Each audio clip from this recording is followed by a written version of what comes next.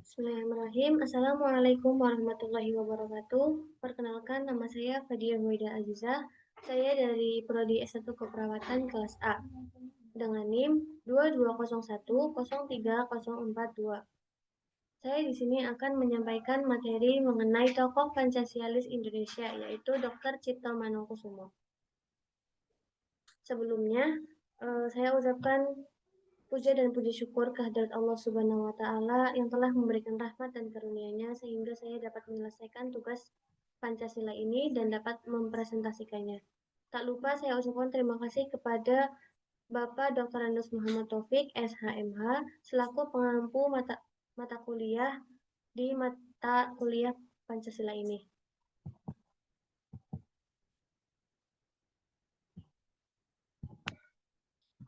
Baik, topik pembahasan ini saya bagi menjadi tiga. Yang pertama, biografi dan perjalanan hidup.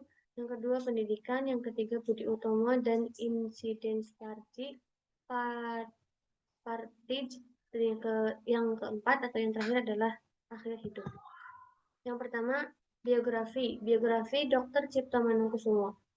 Dr. Cipto Manungkusumo lahir pada 4 Maret 1985, berkebangsaan Jawa, Indonesia.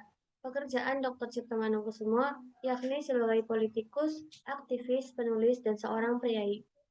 Beliau meninggal pada tanggal 8 Maret 1943 di usianya yang ke-57 tahun. Dr. Cipto Manungkusumo atau Cipto adalah putra tertua dari Manungkusumo, seorang priai rendahan dalam struktur Jawa. Sedangkan ibunya adalah keturunan dari Tuan Tanah di Mayong, Jepara. Cipto menikah dengan seorang Indo, pengusaha batik sesama anggota organisasi insulin bernama Mary Vogel pada tahun 1920. Perjalanan hidup Dr. Cipto Manungkusumo. Dr. Cipto Manungkusumo adalah tokoh pergerakan Indonesia. Bersama dengan Ernest Douwes-Dekker dan Kiai Haji Dewantara, ia dikenal sebagai tiga serangkai yang banyak menyebarluaskan ide pemerintahan sendiri dan kritis terhadap pemerintahan penjajahan Hindia Belanda. Ia adalah tokoh dalam Incidents Partage, suatu organisasi politik yang pertama kali mencetuskan ide pemerintahan sendiri di tangan penduduk setempat, bukan oleh Belanda, atau bukan bersumber dari Belanda. Karir Manungkusumo diawali sebagai guru bahasa Melayu di sebuah sekolah dasar di Ambarawa. Kemudian menjadi seorang kepala sekolah pada sebuah sekolah dasar di Semarang. Dan selanjutnya menjadi pembantu administrasi pada Dewan Kota di Semarang. Meskipun keluarganya termasuk atau tidak termasuk golongan PI birokratis yang tinggi kedudukan sosialnya, Manungkusumo berhasil menyekolahkan anak-anaknya pada jenjang yang tinggi. Lalu pendidikan Dr. Cipto Manungkusumo. Beliau bersekolah di Stovia atau Sekolah Kedokteran di Batavia. Ia diberi julukan In Egaf Learning atau murid yang berbakat. Diberikan pada Cipto karena ia dikenal sebagai pribadi yang jujur, berpikiran tajam, dan rajin. Berbeda dengan teman-temannya, Cipto lebih suka menghadiri ceramah-ceramah, membaca buku, dan bermain catur. Lalu, beliau juga mendapatkan beberapa penghargaan. Penghargaannya pada tanggal 19 Desember 2016, pemerintah Republik Indonesia mengabadikan beliau di pecahan uang logam rupiah baru, yaitu pada uang Rp200. Lalu pada tanggal 17 Agustus 1964, namanya diabadikan sebagai Rumah Sakit Umum Pusat Nasional Dr. Cipto Manungkusumo atau biasa disebut RSCM di Jakarta Pusat. Yang kedua, Budi Utomo.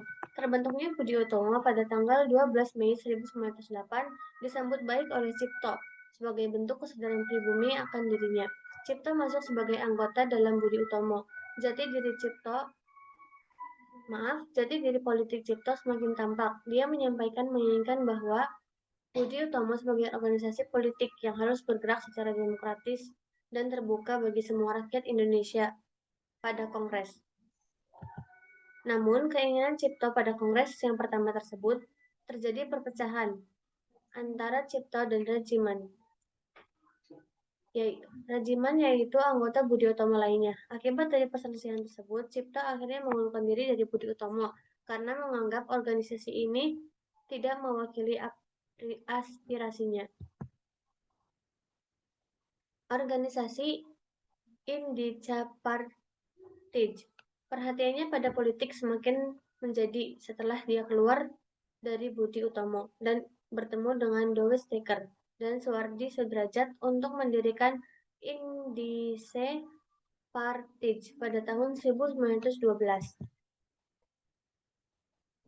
Organisasi ini merupakan upaya mulia mewakili kepentingan-kepentingan semua penduduk Hindia Belanda, tidak memandang suku, golongan, dan agama. Pada tahun 1912, Cipto pindah dari Solo ke Bandung, kemudian menjadi anggota redaksi penerbitan harian The Express dan majalah Hit Dirij. Selain itu, Cipta membuka praktek dokter di Solo. Ia juga berandil besar dalam pemberantasan wabah pes di Malang pada tahun 1911.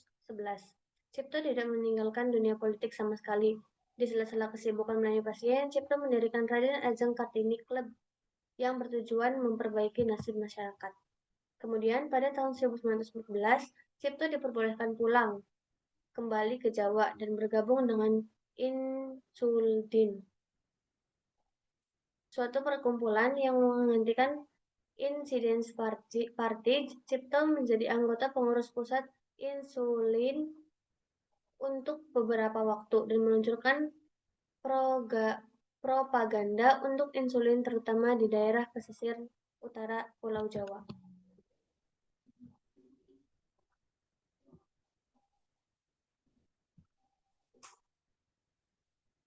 Selanjutnya, pada tanggal 18 Mei 1918, pemerintahan Hindia Belanda membentuk Volksraad atau Dewan Rakyat. Bagi Cipto, membentukkan Volksraad merupakan suatu kemajuan yang berarti. Cipto memanfaatkan ini sebagai tempat untuk menyatakan pemerintahan dan kritik kepada pemerintah mengenai masalah sosial dan politik.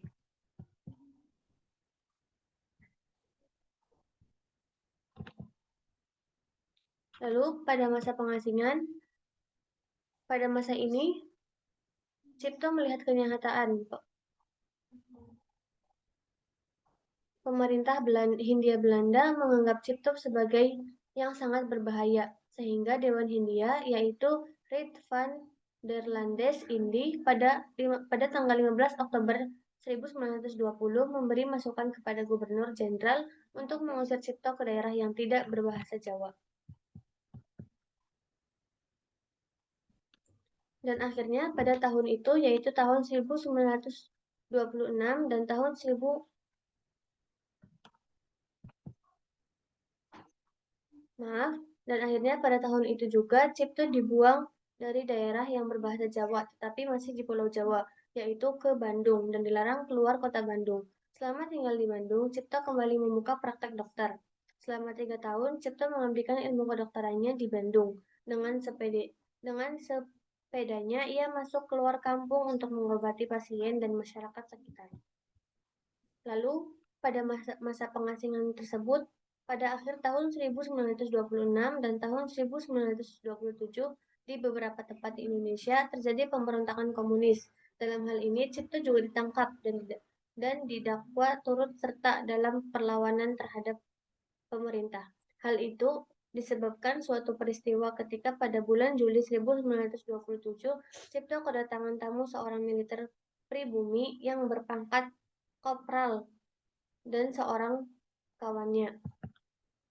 Setelah pemberontakan komunis gagal dan dibongkarnya kasus peledakan gudang museum di Bandung, Cipta dipanggil pemerintah untuk menghadap pengadilan karena dianggap telah memberikan andil dalam membantu anggota komunis dengan memberi uang 10 gulden dan ditemukannya nama-nama kepala pemberontakan dalam daftar tamu Cipto. Sebagai hukumannya, Cipto kemudian dibuang ke Banda, Maluku pada tanggal 19 Desember 1927. Lalu yang terakhir yaitu akhir hidup. Pada masa pengasingan, penyakit asma Cipto kambuh. Ketika itu, Cipto diminta untuk mendatangi suatu perjanjian bahwa dia dapat pulang ke Jawa dengan melepaskan hak politiknya. Namun, Cipto menolak keras akan hal itu. Dengan secara tegas, ia mengatakan bahwa dirinya lebih baik mati di Banda daripada harus melepaskan hak politiknya. Cipto kemudian dialihkan ke Bali, Makassar, dan pada tahun 1940 Cipto dipindahkan ke Sukabumi. Cipto meninggal pada tanggal 8 Maret 1943 akibat penyakit asma dan dimakamkan di Taman Makam Pahlawan Ambarawa. Kesimpulan dari biografi Dr. Cipto Manungkusumo dan materi yang saya sampaikan yaitu bahwa Dr. Cipto Manungkusumo atau Dr. Manungkusumo adalah seorang tokoh pergerakan kemerdekaan Indonesia. Bersama dengan Ignatius Dekker dan Ki Hajar Dewantara, ia dikenal sebagai tiga serangkai yang banyak menyebarluaskan ide pemerintahan sendiri dan kritis terhadap pemerintahan penjajahan Hindia Belanda. Ia adalah tokoh dalam Insiden Partij, suatu organisasi politik yang pertama kali mencetuskan ide pemerintahan sendiri di tangan penduduk setempat, bukan oleh Belanda atau bukan di bawah kepemimpinan Belanda. Kiranya hanya itu yang bisa saya sampaikan. Mohon maaf atas semua keterbatasan. Terima kasih atas perhatiannya. Saya ucapkan wassalamualaikum warahmatullahi wabarakatuh.